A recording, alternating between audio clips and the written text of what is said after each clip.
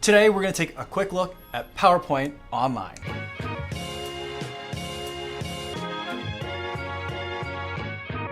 Most of you are probably very familiar with PowerPoint and have at least seen them or made basic ones for either a deposition or a mediation, or maybe even you made them yourself for trial, whether it's an opening, closing, or an expert direct. But when you buy PowerPoint these days, you can't just buy it. You don't get like the box anymore with a disc inside.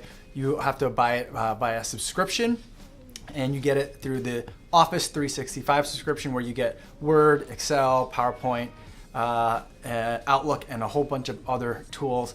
But today we're going to talk about how you can use PowerPoint Online as a collaboration tool, and that's going to be the main focus of this. What I'd like to do first is let's just go through what Office 365 is, how you get to PowerPoint Online, and how you can get everything in there. I'll give you a quick tour, and then I'll give you some limitations, some benefits, and what my overall recommendations are for workflow. So the easiest way to find the online Office products is to go to OneDrive.com, or if you type in Office365.com, you'll find a login screen. I'm going to log in the upper right-hand corner here. It's going to ask me to type in my personal OneDrive and Microsoft Office products login account information, so I'll just type that in here. And something to keep in mind is at our office, we're pretty small. There's just the three of us here, so we're not on the small business or enterprise licenses. We're just using the regular licenses, and what that enables me to do is by buying one subscription, I can install 5 copies or be logged in to 5 different machines when it comes to using Office 365 products. The nice thing about that is, even though I have one account, I can give one to Laurel and one to Kevin under their individual email account names, so that way, even though it's one license, they each have unique user IDs, which becomes useful when you're working in a collaborative environment, especially in the online space. So when you log into OneDrive, you'll be able to see just your files in terms of however you're saving things up in the OneDrive cloud. And the first thing I'll do is I'll show you in the upper left-hand corner, there's a little grid icon, and you can see all the different online products that Office has to offer. And so most of the tools that you're using in the Office suite, there's an online version of it that you can use, and that becomes really quite useful because it doesn't cost you anything extra from your existing Office 365 subscription to use these. So you can either click on the PowerPoint button to get to the PowerPoint Online area, or I'm just going to click on this PowerPoint file that I made yesterday.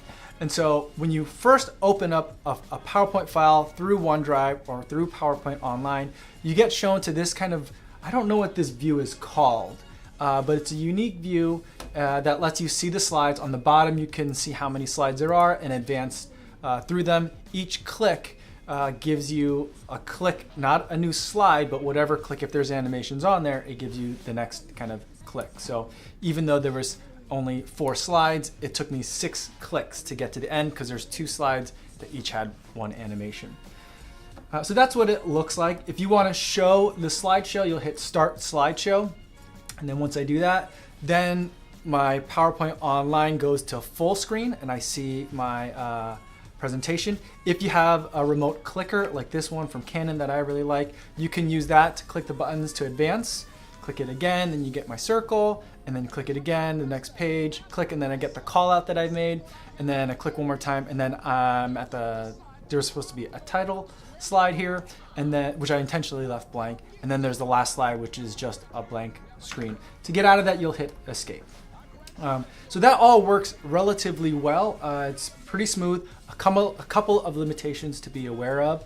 On PowerPoint Online, for whatever reason, you can't, even if you're connected to an external screen, which is what you're going to be connected to if you're presenting, you can't use a presenter mode. So if you're used to seeing like your slides, a preview of the next slide, and then some presenter notes, while the jury sees only like the slide itself, if you're used to seeing that kind of 2-screen setup, you're not going to be able to get it through PowerPoint Online. But on the other hand, the benefit and the trade-off for losing some of that functionality is that I'm running this PowerPoint right now off of a Chromebook. So it doesn't have PowerPoint, the full-fledged PowerPoint installed on it. I just logged into a Chromebook. This one was a refurbished Acer Chromebook that has, I think, 8 gigabytes of storage, 4 gigabytes of RAM, and it was under $400, so an extremely cost-effective device. As long as I have internet, which is what you're going to need for PowerPoint Online, I can access this PowerPoint and present it from pretty much anywhere. And so that's the flexibility that you're gaining, but you're not going to be able to get that kind of split screen mode. That is kind of something that's going to come up a couple of times. There's the benefit of being able to do things online, and there's trade-offs that you're going to miss out on a couple of other core functions that people that are using it in the legal or in the workspace might find to be a deal breaker or might just find inconvenient. You can technically build a PowerPoint in that universe, whether it's the PowerPoint for iPad or PowerPoint Online, but it's really cumbersome. It's not going to be what you're used to. You're going to feel slowed down, and there's going to be a lot of other steps and other limitations that just make it much more difficult than it needs to be. So ultimately, my recommendation is going to be to make your PowerPoint on the laptop or desktop that you're normally used to making a PowerPoint. And then once it's substantially complete, or at least a draft is ready, then you can focus on circulating it, getting other feedback from it if you need to make edits or get comments. And so that's the way that I think it's the best. And here is where PowerPoint Online really starts to shine, I think. It's not so much in the creation of it, but it's in the refining of a PowerPoint and getting it from draft 1 to final version. And so once you have your PowerPoint substantially made, you can save it by going in the file area and saving a copy or saving it in a folder or wherever you like to in your OneDrive account. And then once it's saved, you can also share it. So you could share it with other people. And there's a couple of different ways you can share it. You can share it with just a link. So if someone doesn't have an Office 365 account, they'll be able to look at the PowerPoint, so you can at least show it to them so they can review it. So maybe you want to send it to an expert just for final sign-off, and you don't want that expert to make any notes or write anything or enter any content, either in a note section or in a comment or inadvertently on any of the slides. You can send them a link that way. Or if you want to send it an invitation for people to be a collaborator and be able to edit it with you, then I would invite them by a link. And I'm going to share this with Laurel in my office. And I'll leave it so that recipients can edit. The other options that you have are they can only view, and you can set it so they don't or do need to be able to sign in with their Microsoft account. So there's a couple of different ways that you can manage different people's access, and that's really convenient, I think, so that way you're saving yourself from other people. So let's share that one. And then once I do that, Laurel will get an email letting her know that I've shared this PowerPoint file with her. And now that's something that we can both look at together. Something that I've done, and I'm going to close this just to take you back to this main OneDrive file area. One of the things that I've done is I tested on a couple of different PowerPoints. I have some old CLEs that I've done and a newer CLE that I will be giving next week, or around the same time that this video posts on YouTube. I will probably be either giving or have just given this actual PowerPoint. And it uses the Zoom 2 feature, which I've made a video about already before. I'm going to be talking to the National Organization of Bar Counsel. Those are the regulatory agencies that govern attorney disciplinary matters and attorney conduct in each state. And I'm going to be talking to them. They give a lot of CLEs every year, and I'm going to be giving them a talk on how to incorporate technology into their CLE presentations.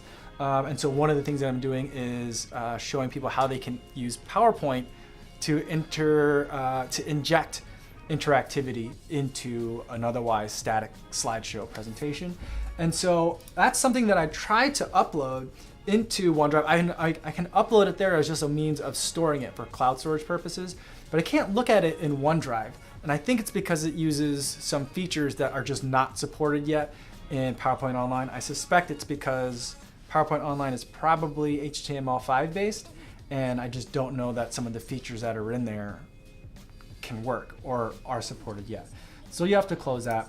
The one that I have used is an older PowerPoint. This is something that I made years ago for another bar association out in the Collier counties here in Chicago. And I was able to upload this one and view it, and I've shared Laurel on it. And I'm gonna bring Laurel in now so that way she can work on it with me at the same time, so you can kind of see what it looks like when two people or more are working on a PowerPoint together. Okay, so now we're set up, and I've got Laurel who's also working with me on this PowerPoint at the same time. I can see that she's working on it because in the upper right hand corner I could see that it says Laurel Martinez is also editing, so that's in there for me. As well, if I go to the left hand side over where all the thumbnails are, I could see a little person icon, and if I mouse over it, it tells me who it is in case there's multiple people that are all working at the same time. Right now it tells me that Laurel is on slide 1, and if she goes to say slide 3 or some other place, then a moment later, then I'll see that icon for her switch to slide 3. So that way, if she's like talking about something, let's say we've both got this up in PowerPoint Online and we're either chatting with each other or we're on a phone call, and she says, if you go to this slide and look at that, it's too big, I can know which slide she's on, and I can go over to slide 3 and see that there's something going on there. Now, let's say I'm on here and she tells me that she doesn't like the color of this text that's down here. I can select that, and I can then change the text color to, let's say we want to make it a light gray. So we can do that. While I am making changes to a PowerPoint slide, Laurel's computer will show a green border around her slide that lets her know that someone is making changes, and so I think it also locks her out so that she can't make a change. And so now if I say, let's say I go to slide 2 and I'm on another slide, and she says, like, I want to go back to slide 3, let me change the color, I want to change the color to something else, she can go ahead and start doing that even though I'm looking at something else. Maybe I'm working on something else that we had talked about earlier. She can go over to slide 3 and go and start trying to change it. But as I look at that text box, I see there's that border around the text box with her icon that's right there as well. That tells me she's making a change, she's editing something, and so I can't make any changes in there. And then once she's done making the change, I get to see it right away, and I see that she's changed the color of the text to yet another color. And so that's the way that you can see each other making changes pretty much in real time, with only the delay of the internet that's sending the signals back and forth being the only bottleneck in it. So it's really helpful if a couple of people are starting to get together and doing a little brainstorming. Maybe you're doing some wordsmithing on language in terms of how to craft your theory of the case and how you want to exactly frame things. You don't have to kind of all say a couple of things and have your meeting and then hand it off to someone else later to do the final typing. You can all just see the changes happening in real time as you're talking about it, and so that way you don't have to then recirculate it again later once the changes have been made to make sure everyone's on the same page. So that's really helpful. The other thing that we can do is, let's say we're not on a conference call, let's say we're not having a meeting about this and working together. We can both have this open at the same time, and we can be making our own changes and comments about things that we think. So let's say we have this first draft of this CLE presentation, or let's say it's an opening statement, and we each are looking at it and wanting to make different changes. Laurel can be wherever she is. She's on slide 1. Maybe she has some ideas for the title slide that she wants to work on. And I can come down here to slide 4 or 5 and look at some of these other things that are being talked about on that slide, and I can make a comment. To make a comment, I'll come up here to the review section, and it says I can hit this show comments button, and if I open up the comments pane, I see a section on the side that lets me know what the comments are, and I can make a new comment for this side. Let's say I want to say that we need more equipment listed here. We need to be more specific. And while I'm doing all these kinds of comments, Laurel can be going through and either responding to my comments, letting me know that she's done something or she's going to add something later, or she could be on that other page entirely making her own comments. And we each can be making notes and comments on the same PowerPoint at the same time on completely different slides. And so what that does is it allows all of us to work together. We see each other's changes in real time, and we don't have the problem of this person was working on the PowerPoint for a little bit, unbeknownst to this other person who was also working on the PowerPoint. And so we might have two version 4s of the opening statement PowerPoint drafts, and then we have to merge them once we get back together to figure out whose changes belong on what. They're all on the same document at the same time. And so I can go through, and once I've made that comment, I hit send to make the comment. And then I can go through and look on some of the other pages that are up here. Let's go to slide 1. And it doesn't look like there's any comments there. I can go through, and I'll see in the upper left-hand corner for any of the slides that there are comments if there's something that needs to be addressed. And so let's go back to slide 5. And I could see, and here's an example of that icon that lets you know that there's a comment. And I see right now, I heard Laurel typing, so I knew it was coming. But in real time, I can see Laurel's comment saying that she plans to add these things soon, or whatever the comments may be, whether we're talking about color or content or something broader or more substantive like strategy, or did this witness really say that kind of content. And so it allows for a much faster collaboration, but more importantly, it avoids the huge problem that we run into on every trial of multiple people were working on it, who has the latest version of something, who has the real working copy of something. Everyone always can just be shared on it or have things by a link. They don't have to have a OneDrive account to be able to view these things or edit these things. And so that really allows for a lot of flexibility in terms of how you can work together in a team. And then once all the commenting is done and everyone's ready to have that PowerPoint made, or they've entered in all their feedback, then if you need to, and you need to do things like add drop shadows, add certain animations or transitions or effects that aren't available to you in PowerPoint Online, you can then take that same PowerPoint, and let's close it. I'll close it so that way I can go back to my main files area. I can then take the same PowerPoint, and I have the option of downloading it or opening it in PowerPoint itself. And so that way, that's kind of the workflow cycle. It goes up to OneDrive, you can download it, open it in PowerPoint on your desktop, or you can open it directly in PowerPoint from here. And so once you have all those edits, kind of that brainstorming session done, then you can have the workflow of opening that up, or if you already have it open and you're in the editing view, you can see at the top of, right above the ribbon where all the ribbon menu items are, there will be a button right here. It's not on this computer because I'm using a Chromebook, but if we switch over to Laurel's computer, you'll be able to see it on hers. She has a button that lets her open it directly in PowerPoint itself. And so she doesn't have to save it or make a copy of it anywhere. It opens it up on her computer, and then she'll have from there, she can make all the changes and updates she wants with all the effects, animations, and other features and other power tools that PowerPoint has, and save that directly back up into OneDrive again. So there's not a lot of saving multiple copies that are going to exist in lots of different places. And that's helpful for another reason, not only just for the convenience of the workflow, but also from a perspective of version management. And so one of the things that you might want to be able to do is keep versions of things. And that's something that I'm a big proponent of. So when you work with me, you'll get emails as we're working on different iterations of a draft of a PowerPoint from version 1 through 10, hopefully not much more than that, but sometimes up to 20 and 30. And one of the things that you can do is, let's say you're looking at a version and you need to go back to at least see something.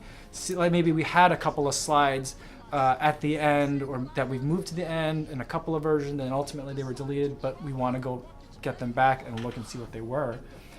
Under the ellipses in the upper right hand corner, you can see the button for previous versions. And that'll give you all the older versions that have been saved in OneDrive. And so you'll be able to see the the 2014 entries are when this PowerPoint was originally, I think it might have even been made 2013, but I put it into OneDrive in 2014, and I haven't really played with it much since then. I only use it for examples here and there. And I could see some of these older versions, and those versions are accessible to me as older versions. And if I want to just completely go back 2 or 3 versions, that's something that I can do as well, because when I click on one, I not only get to see it, but I get the option to either download it. Let's say I want to keep and memorialize a copy of that version, or I can restore it. So I can make the current version be that older reverted version. So a lot of flexibility, a lot of version control there. One of the things that I haven't had to do at any point in any of this was hit the save button, which I almost instinctively, reflexively do when I'm on PowerPoint, the regular version of PowerPoint on a laptop, because I'm always worried about things crashing or changes not being saved and losing work. So the version control is also a very helpful tip that will hopefully make your workflow a little bit smoother and enable you to get from start to finish that much faster. So that's just a quick overview on PowerPoint Online. If you're using PowerPoint Online in your team, I'd love to hear from you in the comments on how you're using it. If you're using it the same way that I've just talked about here, or if you're using it in a very different way, I'd love to hear about that, especially if you have multiple people in multiple locations in terms of distributed offices, maybe you're in different cities. Or if you have any questions about PowerPoint Online, feel free to leave it in the comments. I'd love to talk to you guys down there.